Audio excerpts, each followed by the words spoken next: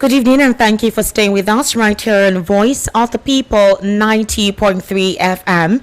Compliments of the season. This is World News at 6. My name is Esther Mwachuku. First off, the top stories.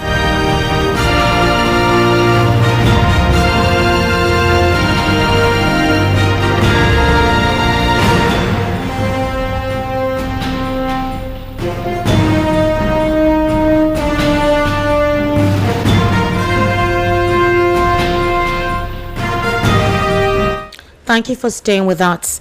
Now, fireworks killed 2 at Anambra Carnival. Now, British envoy governors visit Anthony Joshua in Lagos Hospital. President Tinubu appoints EFCC's Oyedepo as Director of Public Prosecution. Court orders remand of ex-AGF Malami's son, wife in Kogi prison. While presidency discloses no going back on tax laws to commence on the 1st of January 2026. Details now.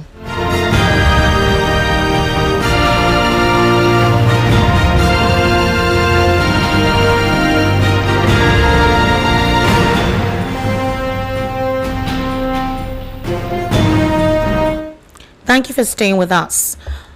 At least 2 people died while several others sustained injuries following a firework explosion at a community Christmas carnival in Umuchu, Agwata local government area of Anambra State. The incident occurred on Monday, December 29, when a high-intensity firework, popularly known as knockout, detonated unexpectedly near the main stage of the event, sparking panic amongst revelers. Eyewitnesses said the explosion happened at the height of the celebrations, sending people scrambling for safety. One of the victims, identified as Ugochi, reportedly died on the spot, while another was rushed to a nearby hospital where she later succumbed to her injuries. Residents feared the death toll could rise as several of the injured sustained serious burns and deep cuts. Video clips circulating via social media show thick smoke, confusion, crowds fleeing the venue, while injured persons were seen being rushed away for medical attention. Amongst the victims was a teenage girl estimated to be about 14 years of age. A family member of Ugochi confirmed her death in a voice note shared with correspondents, saying she had returned to Umuchu for the Christmas holidays and was dancing at the carnival when the explosion occurred. Residents further disclosed that children were among those most affected, with some sustaining burns to the face and other parts of the country. The deputy head of mission of the British High Commission, Simon Field, has visited world heavyweight boxing champion Anthony Joshua in hospital following a fatal road accident along the Lagos-Ibadan Expressway. According to a statement by the Special Advisor on Information and Strategy to Ogun State Governor Kayode Akimade on Monday, Field met with Joshua during the visit and also held discussions with Ogun State Governor Dapo Abiodun and his Lagos State counterpart Babajide Sanwo-Olu as British officials continue to monitor developments surrounding the incident.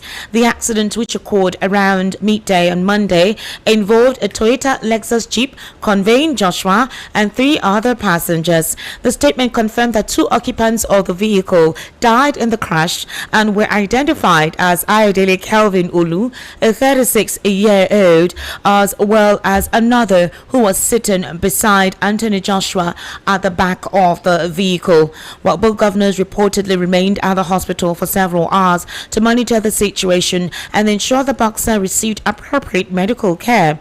Also, another person identified to have died from the fatal accident was Gamishina, a 36-year-old British citizen who were very close friends to Anthony Joshua. Speaking on this development, Abiodun said he went to the hospital immediately after receiving information about the accident and personally supervised Joshua's treatment alongside the Lagos State Governor. Other senior officials who visited the hospital included the Inspector General of Police, Kaide Egbetokun, and the Director General of the National Sports Commission, Bukola Olopade. The Ogun State government said Joshua remained in a stable condition and was receiving appropriate medical attention, adding that it was satisfied with the quality of care provided for him.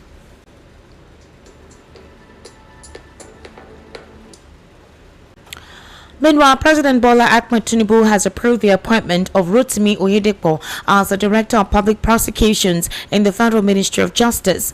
A letter dated December 23 and signed by Omola Bakir Mafe on behalf of the Chairman of the Federal Civil Service Commission confirmed that Oyedepo's transfer from the Economic and Financial Crimes Commission to the mainstream Federal Civil Service was made in the public interest. According to a statement issued on Tuesday by the Director of Information and Public Relations at the State House, Abiodun Oladunjoye, he says that Oyedepo will succeed Abubakar Babadoko, who is due to retire on December 31, 2025, after completing the mandatory 8 years as a director.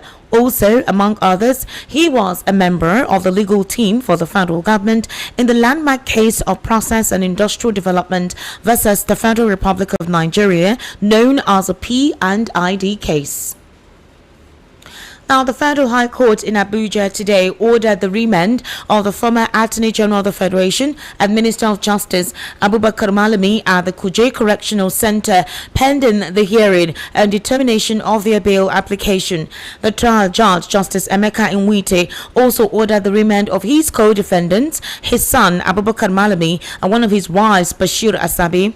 Justice Nwite made the order after taking arguments from the defense team led by Joseph Daudu and the prosecution counsel Ekele Iheanacho.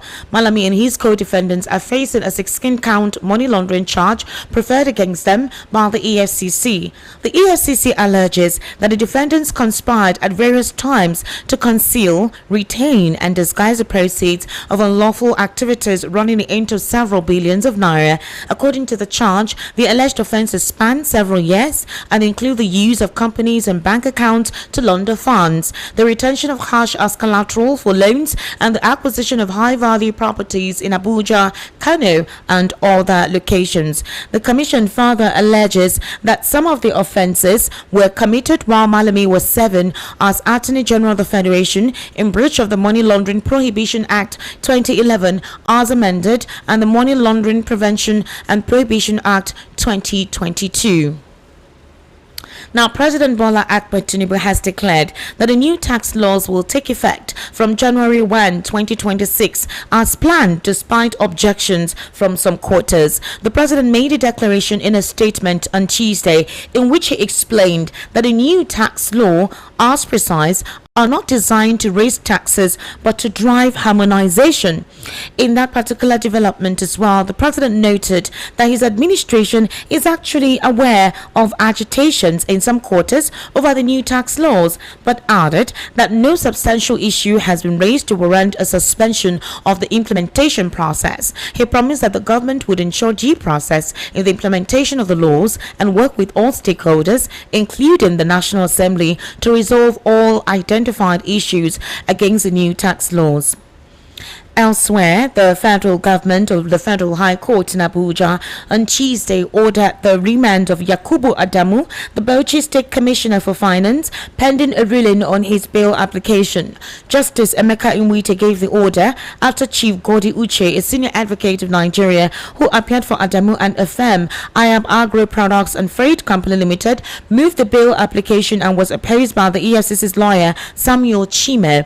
The development occurred shortly after Adamu and IAB Agro Products were arraigned on 6-count charge bordering on alleged money laundering to the tune of 4.6 billion naira. The EFCC had in the charge named Adamu as a company as first and second defendants. The charge is dated and filed on December 19 by Chime of the Legal and Prosecution Department of the EFCC. They were alleged to have facilitated and agreed to the conversion, transfer, concealment and use of funds in the sum of about 4 billion naira availed by Polaris Bank under the guise of financing the supply of motorcycles to Bauchi State Government through Emmanuel Asomaga General Enterprises.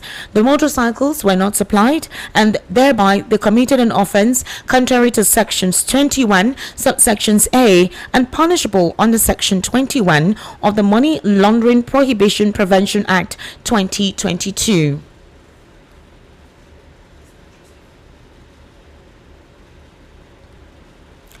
Now, several persons have reportedly been abducted along the Omi-Odo-Ara Road in Yagba West local government area. The incident occurred early on today, December 30, 2025, though the exact number of victims and their identities remain unconfirmed. According to residents, security agencies have been alerted and residents of nearby communities are being urged to exercise extreme caution, limit unnecessary movement, and report any suspicious activity to the authorities. Also, those kidnapped during the raid were identified as Engineer Shina Ajere, Mr. Kainde Afolabi, Damilola Ogun, and a woman popularly known in the community as Iyalara. Well, correspondents gather that the attackers, believed to be heavily armed, stormed the community, moved from house to house, firing sporadically. However, residents said the total number of victims abducted during the attack remain unclear, feeling fears that more residents may have been taken away by the gunmen. You're currently listening to the World News right now on Voice of the People, 90.3 FM. We'll take a very short break. When we return, we'll take more news and head into a news analysis segment. Do kindly stay with us.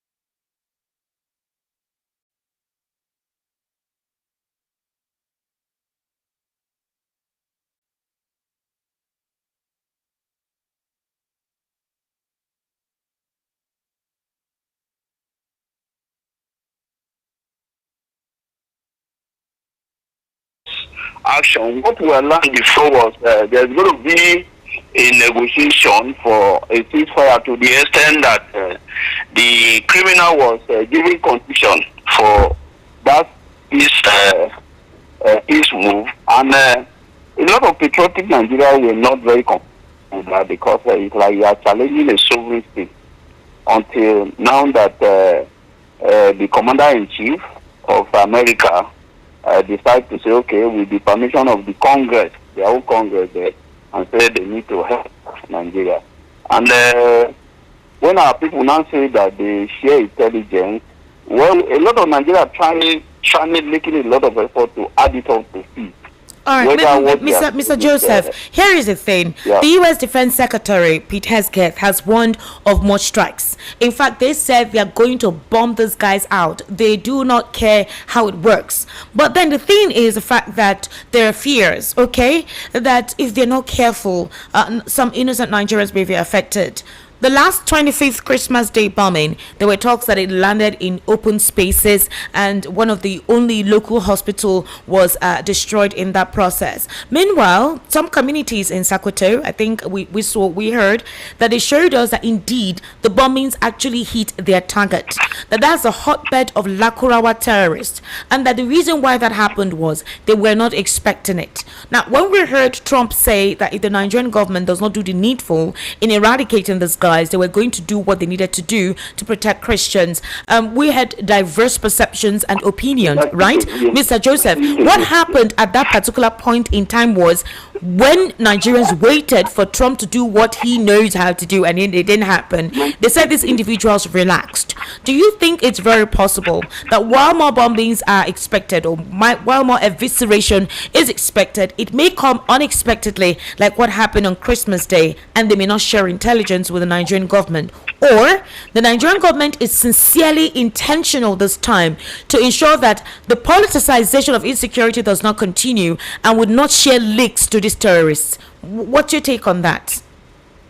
Well, Esther, if you talk of issue of casualty, times you and I know, other Nigerians know that there are sometimes they say Nigeria security particularly drop their bomb on where some people are having their prayer, or the community that they just go about their normal business, not the criminals. So, for you to resolve anything, sometimes some a little casualty. But for what is going on now, I think the casualty of the US is a bit minimal, because people know, because they equally said before from the information we get from the United States is they are going to actually deal with this people from their stronghold, and they have their information, and we need to become intelligent. I think they are working seriously on that.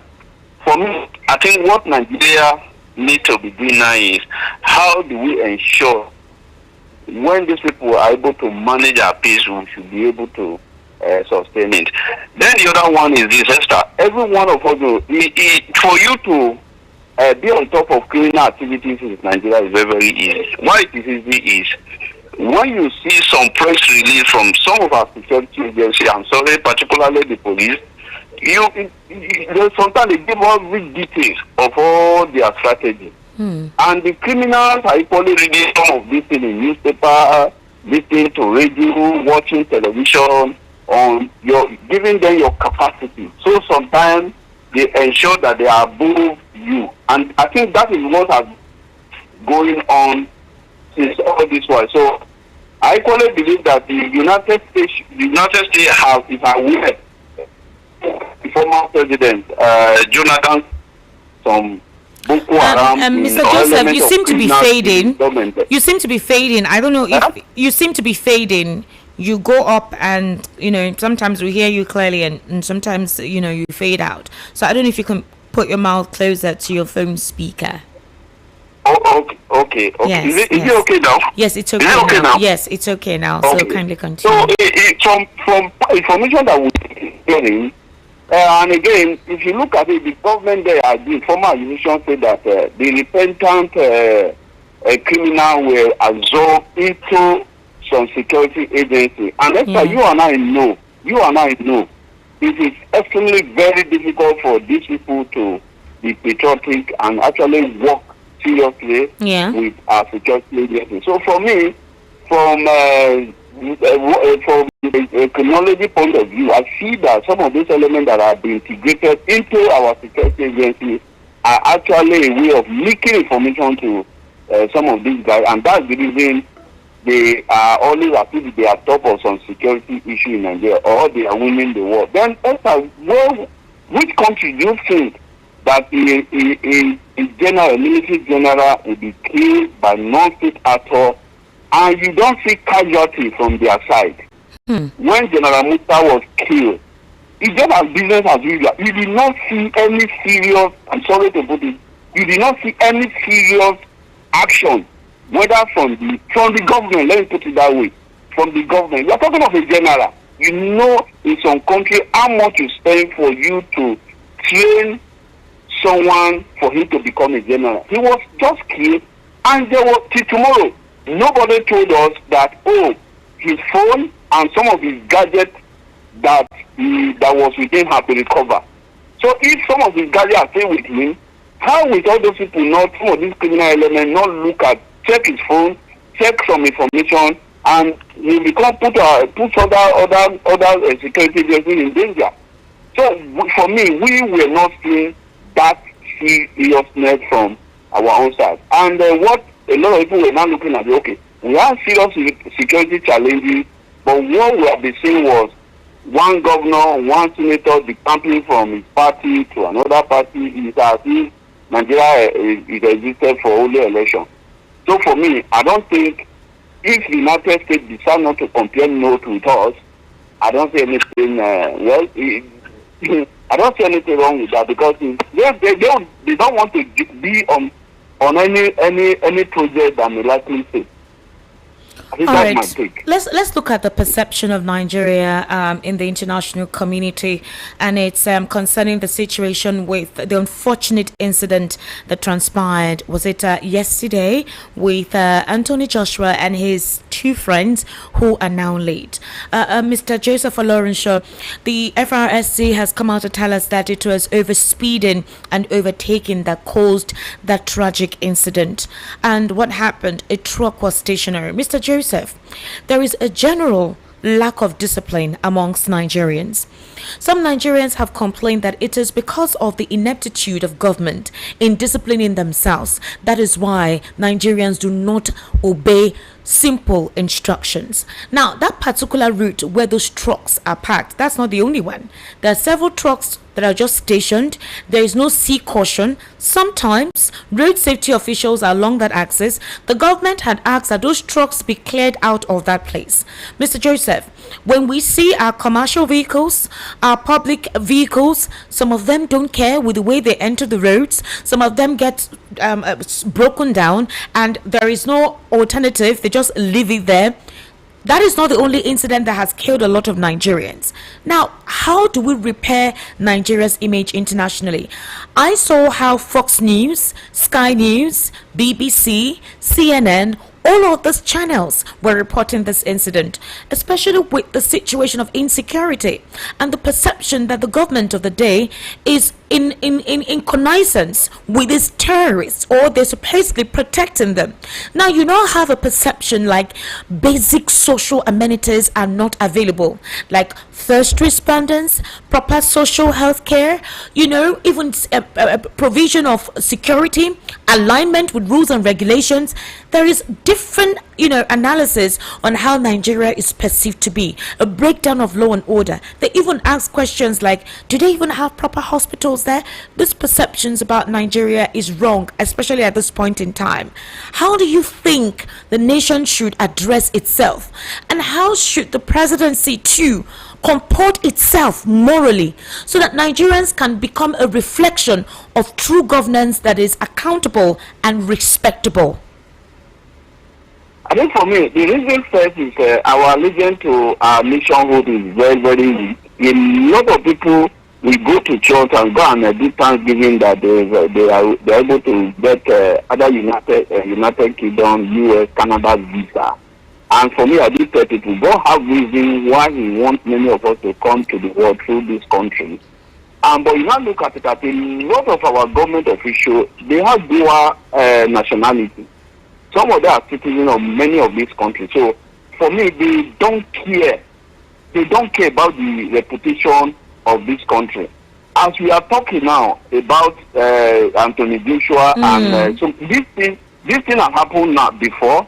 It has happened now. It will still happen tomorrow. It's not a matter of saying, oh, God forbid. Do you know, Esther, do you know that these are very, very wonderful, brilliant musicians, a musician, that Green. The Green, yes. That was when he ran into a vehicle that was parked when he was coming from work, when he was coming from an event. Till tomorrow, nobody was punished. And that guy, the family, the nation, all his friends, fans, we lost him. As I'm talking to now, the Federal Road Safety, they are talking because nobody should be shown exit from his work. Because those trucks were there. I can bet if you do thorough investigation, you might have found out that in some local government, whether official or unofficial, they are collecting some money for those trucks being parked there. The places that is very close to me, if you come to a place we call Ajawo Estate, you see truck park on the road. Truck park on the road. The police in Ajawo Estate see all those trucks. Nobody tell them this truck is not supposed to be parked on the road, and people are making money for doing some illegality or criminal activities. So today, this guy did not care. They won't care that this is a bad reputation for us. So for me, what I found out in our system is reputation doesn't just concern anybody. It doesn't concern anybody, and it is because our leader doesn't care. As we are talking now, do you know that this? I'm sorry for as if I'm digressing. You hear that the former governor of Kogi State, yes, has declared that he wants to become a senator. And the question is, this is a man that EFCC chairman and the team were shouting that they will do it if he did not arrest him. Exactly, he will step down from his work. So the question will not be, we have some of these guys who doesn't know the meaning of reputation. So they don't care whether people die or they didn't die. Thank God that it's unfortunate that Anthony Joshua is an international guy. A lot of people have been dying on like that, exactly. And nobody cares. Just because of their economic or social status. Exactly. Nobody cares about them. And by tomorrow, some people will still die. Popularly, I don't know, I haven't heard of accident now. There was a time that this long bridge going to Ibadan, long bridge where you are going out of Lagos. There was a time almost like a week. Within a week, we hear tanker fell on a $10 bridge. About so number of people die. Another week, nobody sit down, whether from Federal Ministry of Work, and those are in charge of safety, to now say, okay, what is the cause of this issue? How do we stop it? Nobody cares. So, and that's the reason you see it continue to happen. All right, Mr. Joseph, the situation with Anthony, for example, when the Federal Road Safety Commission, came and told us that it was overspeeding and trying to overtake, but there are no CCTV cameras along that axis to know. You know, when they said they were investigating, they would need to investigate to find out what happened. Questions were being asked. How did you know that it was overspeeding or overtaken? Was there any video to actually assert that or confirm that? Are there cameras somewhere along the highways? How did they know that it was overtaken? If it was not the witnesses who possibly gave a reaction to or an explanation as to what happened, and the witnesses that were questioned, are they the first on the ground witnesses who actually observed what transpired? So these were the questions that were being asked as to the authenticity of the report by the Federal Road Safety Commission that made it declare, before they said they were continuing with investigation, that it was, a careless driving, over speeding and overtaking, when there were no videos or cameras or anything along that axis to give a proper clear image of what happened along there. And these are part of the things that were in the budget of the state government to provide CCTV cameras where they can monitor the highways. Anybody who goes contrary to driving regulations will definitely pay a fine. So where are all the monies that we pay as taxes for the government to implement all of this social welfare amenities procedures? Where are they going? It is because some of these guys that are talking, they are taking their job. If it is some other countries, some of them would have resigned now, or they be fired. The question is there any truck, some truck or a truck that was parked around that very scene of that accident? The answer is yes. Yes. Who allowed you to park there? Is it from the police side, from the road safety side? Why did you allow it, or from the local government side? Nobody is being punished. And that's why they can come up and say there's an investigation is still going on, and you are telling us the conclusion of your investigation. Esther, can we sometimes you guys should use their tongue to calm their teeth? That every day they are messing us up. They are messing us up. Some of those elements, particularly the federal road safety, sometimes anywhere they see person, instead of them to call any organization or agency that are going to fix that person, that okay because it's late for ATM for them. God, most of the vehicle will slow down there, and they will now is the opportunity for them to be asking some questions from vehicle or other road user with questions that even John will not be putting them in their exam. So what I am saying is this: people are not being fired because of when they commit an infraction or when they are enabler of some things that are actually affecting our reputation. I think it is time for us to sit down and say enough is enough. It's not a matter of me being predicting doom. Esther tomorrow, or possibly this night, you see here something similar to what has happened to Anthony Joshua. May still happen. How many times do we see tanker burning, falling, burning people? You see a lot of tanker articulated vehicle without number plate. They're on the road. This one will just come, another bigger one will come. We say we're investigating. So I think it's time for us to not sit down and say, how long shall we continue with this kind of embarrassment? We are embarrassing our nation Nigeria. Very true. And I pray seriously too. If proper attention should be given to very, very respected Anthony Joshua, because again, our medical health is not something that many of them they know, and that's why when they just have it, they quickly get out of this. I have a friend who had been going to an hospital for almost a year, just for him and his family to find a way to raise money and go to UK to check what the treatment. The doctor there told him that he should never test or associate himself with all the treatment that they have been giving to him in Nigeria. That they were not the appropriate treatment that's supposed to be given to him. So the drug that the medication that they give to him, this is a person that is unwell for almost 2 years. Within 2 weeks, so he said he's almost back. All right. Because of the treatment that he got from United Kingdom. So I am praying seriously that the family of Anthony Joshua, the associate of Anthony Joshua, should actually monitor the treatment that he's going to have in. And if they can stabilize him, I'm sorry, not that I'm advocating for medical tourism, he should go and see his doctor outside this nation. Because our people know. All right, they know Mr. that Joseph. the hospital here is seriously challenged, and that's why they need to check out of this country to go and see their doctor outside. Well, the governor there, as well as the Lagos State governor, has confirmed that the hospital they took him to, they are taking proper care of him and proper due attention is being given to him. The president has also called him, spoken with him, including his mother, and shared their condolences and possibly any other form of assistance they can give to him, especially for those his friends who actually passed on due to that unfortunate incident. Mr. Joseph Olorisha, thank you so much for giving us your insight into some of the questions. Thank you very much, and thank you for having me. But I think if tomorrow, God forbid, if I have any challenge, I think call me too, and equally call my family too. All right, thank you, Mr. Joseph.